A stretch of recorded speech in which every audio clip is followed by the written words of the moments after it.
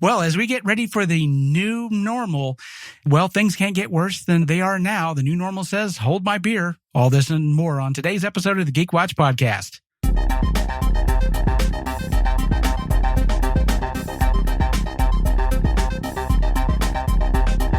This is the Geek Watch podcast with Brian Hatcher and Mandy Petrie.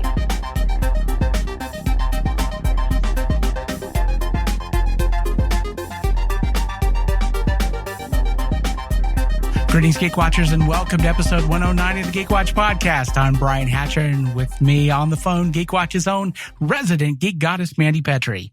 Hi, Brian. Hello. We're going to do take two because we were recording the podcast and something happened to the recording and we had to start over. So you're actually experiencing everything for the second time. You just didn't know it as you're listening to that's us. it. If this feels like it's deja vu, it's only deja vu for the two of us. So let's begin at the beginning, what we were talking about, because there's all kinds of weird stuff going on right now. Of course, everybody's still in quarantine, but at the same time, and there's been all this talk about releasing quarantine. Movie theaters are talking about, AMC is talking about, well, it was an AMC. I think it was Regal. Yeah, Regal was saying they're going to try to be open by mid-July.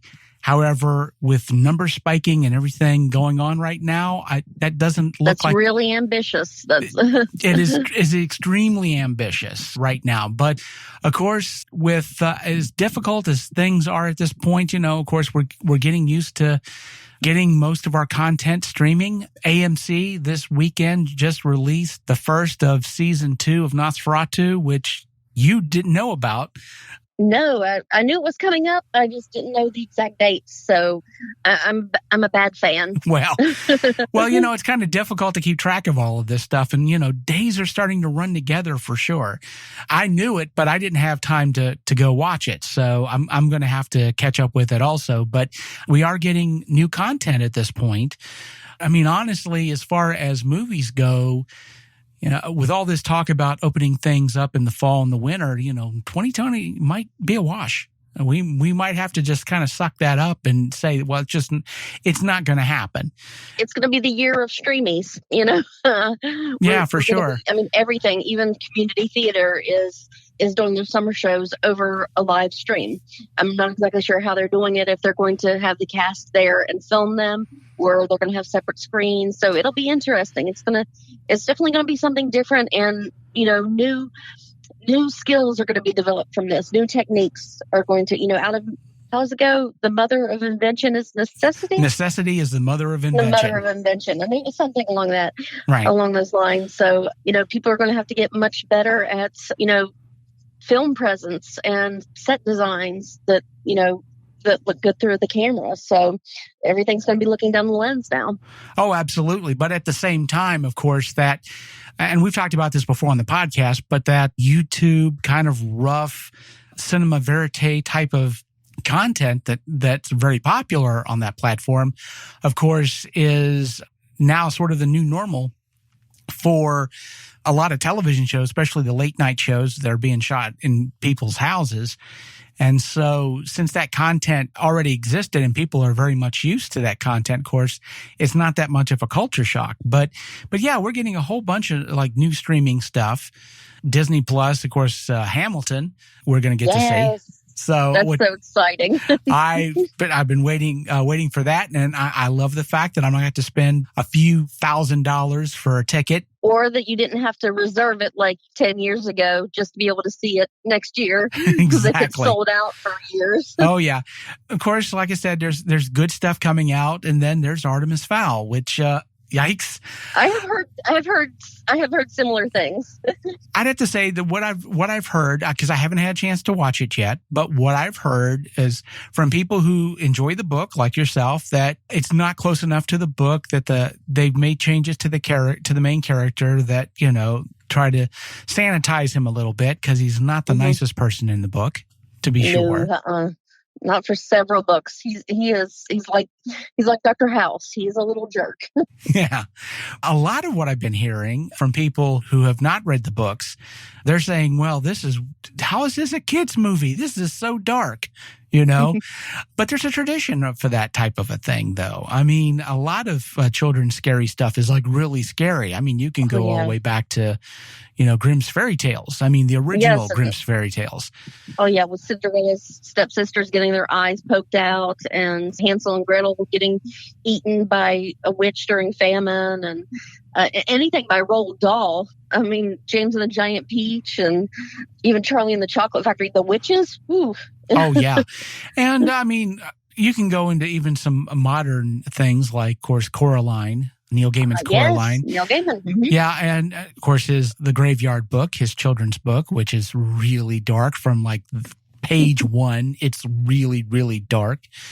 And I mean, traditional Doctor Who, the whole, kids hiding behind the sofa, when the Daleks showed up. So, so there is this tradition. And of course, the biggest one to my mind, of course, is the series of children's book, Scary Stories to Tell in the Dark. Oh, yes. Yeah, those classic campfire tales. Oh, absolutely. And I mean, that have been told so many times, and I love those. Oh, yeah. So, which made a really scary movie. So, yeah, I mean, it's a tradition for sure. I mean, it's definitely a tradition. Certainly, it's one that I guess some people are just not used to or didn't know. And they're saying there's just so much stuff in Artemis Fowl that isn't that they said, oh, this is too much for kids, which, well, maybe it is, maybe it isn't. But I mean, it definitely is what it is. That's a decision that they will have to make as parents. Yeah, there you go. I mean, that totally that's definitely the truth there. But I will say that one of the nice things about the fact that we are kind of stuck in our homes and everything is streaming, it does mean that many of us, for the first time, are going to be able to attend San Diego Comic-Con because it's online now. It's all online now. It's going to be in July, mid-July. It's going to be free for everybody. So we're all going to get a chance to go. That's going to be interesting. Of course, we'll definitely, Mandy, you and I will talk about what they release at San Diego Comic-Con. And the recording that we didn't get to because it crashed, of course, you asked me if I was going to cosplay. So, yes. And I think my comment to that was, well, I probably would, except that, you don't get the full cosplay experience because you don't get harassed by anybody. So yeah, so you have to get dressed, post a picture of yourself online, and say roast me. Yeah, exactly. Yeah, roast me or whatever. But that does bring up some things that have been going on, and this was something that we mentioned before we started recording. That because you were talking about how Disney theme parks is Disney World. You were telling me. I believe it's Disney World. I'm not sure if Disneyland has it because I remember I've only been to Disney World and I did ride this ride, so I know it's there. So, but you were telling me it was Splash Mountain, right? Yep, Splash Mountain. They are completely revamping it. Before it was based on the story of Brer Rabbit, and it has some very racist origins in it. So they are changing that to be The Princess and the Frog.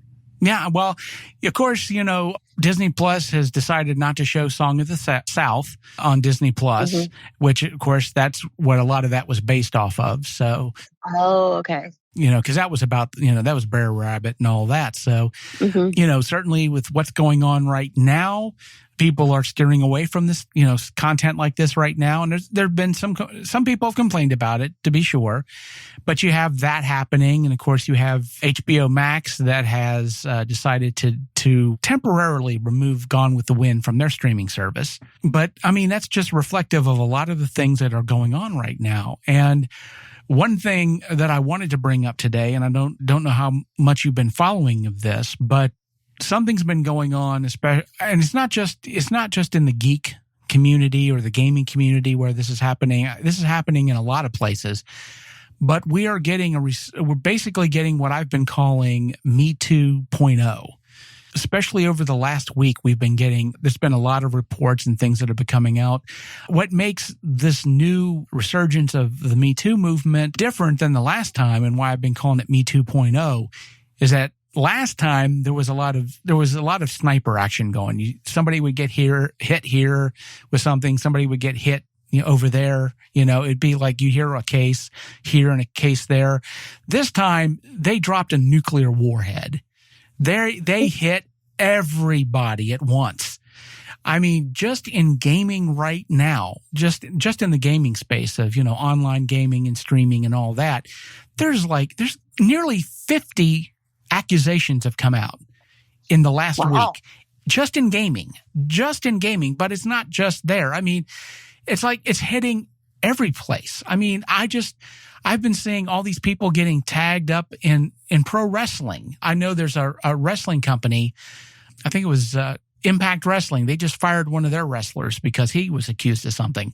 But, and it's not just him. I mean, they're hitting a bunch of different wrestlers, but it's all over the place. And I mean, it was all at once because, right now, the gas pedal is pressed. And so there's the time for action is now in pretty much in everybody's mind. So with this, like I said, with this resurgence of what I've been calling Me Too 2.0, I mean, it's scorched earth at this point. And, and so I'm not saying that every single case is justified, but there's a lot of them that, I've been listening to that I'm like, oh, this sounds pretty shady. And so, we're at the point now where a lot of stuff that was tolerated, that was pushed under the rug, that's not happening anymore. So a lot of people have, felt where they wouldn't be listened to before and have been, and in some cases were basically censured for trying to bring somebody up on something. And whistleblowers. Yeah.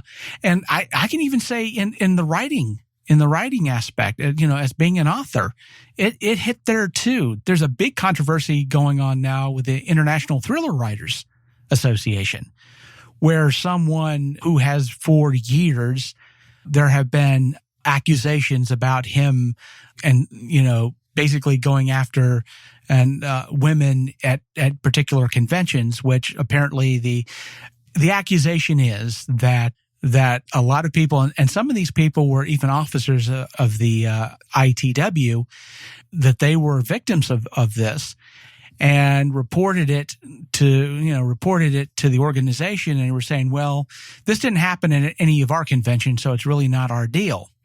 And it's like, well, yeah, it is. It's like, if this is somebody who's a part of your organization and they're doing things that they shouldn't be doing, maybe they didn't, and I realize this is an ad nauseum example, but, just because somebody didn't shoot somebody in your house, it still happened. They're still a murderer. So, this person is a sexual predator. It doesn't matter if it happened at an ITW event or not. I mean, it happened. And for the longest time, and this is, not just, listening to women's stories, but listening to people of color, a lot of us have taken the tact of, ignoring it, hoping that it'll go away. Well, it doesn't go away. And we've gotten to the point now where we can't ignore this stuff anymore. Mm-hmm. I mean, we have, and, and this was something I was saying before. I mean, especially with, COVID and everything, this is stress testing everything, and including our morals at this point. And it is, people are fed up. They're absolutely fed up, and they're not taking things anymore. And they're speaking up about stuff. And at this point, like I said, a lot of people, especially, including friends of mine, have left the ITW because they said their reaction to all of this was woefully bad. And, their attempt to try to make things better was very underwhelming. And, they're going to have to do better. And the thing about it is, if this person did what all these women said that he did, then yeah, you can't just sweep this stuff under the rug. But, again, We like to live in a nice, comfortable world, and we don't want to think about bad things happening. And so we kind of stick our heads in the sand. And the time for doing that right now, it's over. It's pretty much over. So, but yeah, I mean, it's like I said, it was just like over the past week or so, it's just like, all these accusations from all over the place have just started coming down. Like I said, it was like, it's not just this one group of people, it's not just one accusation. I mean, it just came down like a hard, cold rain everywhere. That's the thing. It's like, on the one hand, if people are innocent of this stuff, then they're innocent, and these people need to have their names cleared for sure. But people who are guilty about this type of thing, we can't ignore this anymore. We've gotten to a point where we have to, and I'll say this for the geek world, but this applies everywhere. There are people who have historically not been comfortable in the geek space, or in a lot of spaces. People of color and women have not been comfortable, have not been welcomed. They've not been listened to. Their contributions have been downplayed. And if things are going to get better, we got to stop doing that. We have to. And we have to make our spaces open and welcoming to everybody. We need to do that. We've not traditionally been able to do that. We've not done it, not to a degree that we need to be doing it. And I know, and there are certain things, obviously, where it's an awful lot worse, but, it's like I said in another podcast, it's like, if we want things to get better, we got to do this across the board. We have to clean up our acts everywhere, from the very worst that's going on in the streets right now to our boardrooms and to our organizations, where people are not included, where people do not feel safe, in our organizations. This has got to end. It's gone on too long, and things are not going to get better until we're willing to look at what's going on, honestly and openly, and be willing to say, this has got to stop. That's why, it's 2020 is a weird year.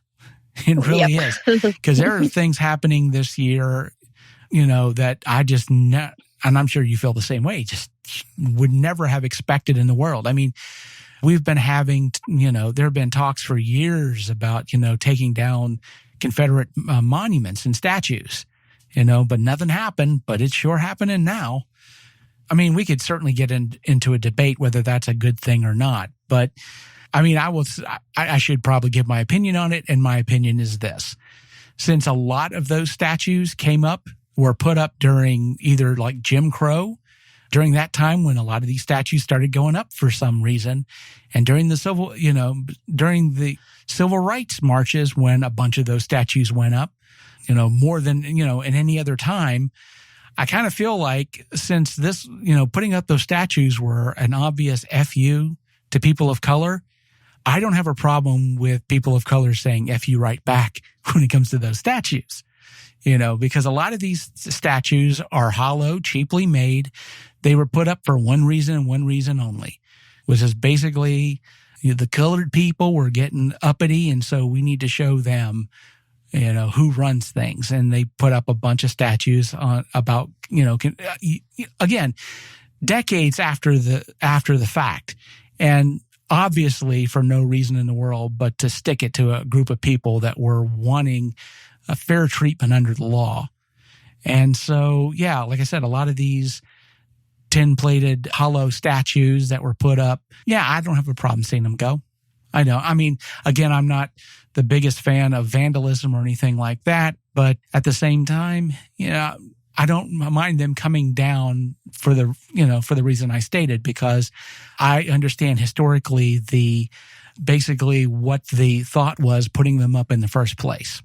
And so when you're putting up, if you're putting up statues to commemorate your history, that's one thing. But when you're basically when you're basically trying to stick it to another group of people, and it's just basically a way of being mean to another group of people.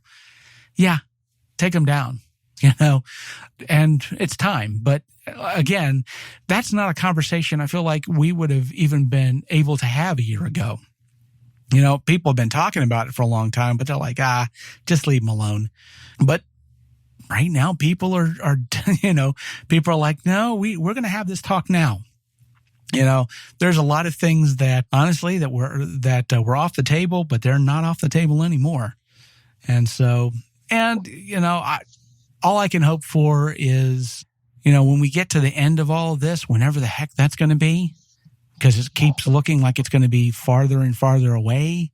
Now that we're seeing spikes in numbers of COVID cases, and my work was telling me that, it's going to be fall before we even start considering bringing people back into the office. Yeah. At this point, who knows? But, we got a presidential election that's coming up, and there's a whole lot of controversy involved with that. There's a lot of talk on both sides. You got the Republicans and Trump in particular saying that mail-in ballots are going to be, they're going to basically mess up the election and make the election crooked. And so that, there's going to be a debate there. And then, of course, you have people from, Democrat side saying that, Trump is trying to extend his presidency, and that if he holds the election, that, he's going to he's going to keep himself in office. And in a real sense, both sides are wrong in that aspect, because, mail-in ballots are not particularly more prone to problems. There are, I think it's like 5 states already do majority mail-in ballots right now and have been doing it for a while. So it's not anything new to them. But, at the same time, our Constitution says that, a president's term ends on January the 20th at noon Eastern time. So, even if Donald Trump were able to keep the elections from happening, January the 20th, he has to leave. He doesn't get to stay because he is no longer the president. And the only way they change that is they have to get rid of the Constitution. So, that's it. And, Pence doesn't take over because his term runs out. There's not, like I said, unless you completely get rid of the Constitution, and that would be, difficult doesn't even cover how tough it would be to be able to, for one man to basically overrule the Constitution of the United States, especially even the president can't do that. So, but like I said, there's just so much weird stuff going on right now, but there are a lot of conversations I feel that we're having that we've should have had a long time ago.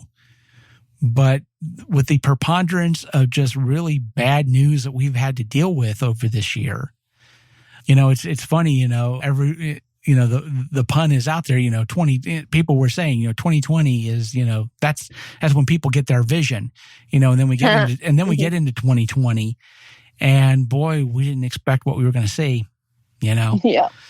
Like I said, and not that I want to speak for you for sure. I'm sure you have your own feelings about this, but I feel like, there are a lot of conversations we're having right now that are way overdue, I think. So, oh, definitely. Yep. Yeah. Yeah. But in the meantime, like I said, we're still playing D&D online. Are you still, I know you were talking about how your group was playing online. You guys still do your, we're still doing online. Mm-hmm. Still doing your, how's that been working out for you these last few? It's not bad. It's not as fun, getting to interact with each other in person, kind of has its own specialness to it, but it gets the job done, and we still get to move the story along, and that's what's really important. Oh yeah, for sure. But yeah, as of right now, all we're doing is getting used to the new normal, and I think as we get closer to San Diego Comic-Con, it'll be interesting to see how they handle the whole thing, because Apple just did their big conference online, and it was very successful. So it's very possible that, San Diego Comic-Con is going to be pretty successful, but it'll be interesting to see what kind of news we get out of Comic-Con, because, again, everything's up in the air until we know something for sure. And as of right now, we don't know anything for sure. So, but as we get closer to Comic-Con, of course, as you and I are watching Comic-Con and getting news from San Diego, certainly we'll have a lot to talk about when that happens. So stay tuned, folks, for that. But with that said, we come to the end of episode 109 of the Geek Watch podcast. Thank you for listening, and tune in next time for the latest in geek news and views with the Geek Watch podcast. For Mandy Petrie, this is Brian Hatcher reminding all the Geek Watchers out there, we're all geeky about something. Be proud of yours. See you next time. Thank you for listening to the Geek Watch podcast. If you enjoyed this program, don't forget to like and subscribe on your preferred platform and share this podcast on your social media. For links to all the ways you can listen to the Geek Watch podcast, as well as leave comments and suggestions, visit our website at geekwatch.net. The Geek Watch podcast is a Hanging J production.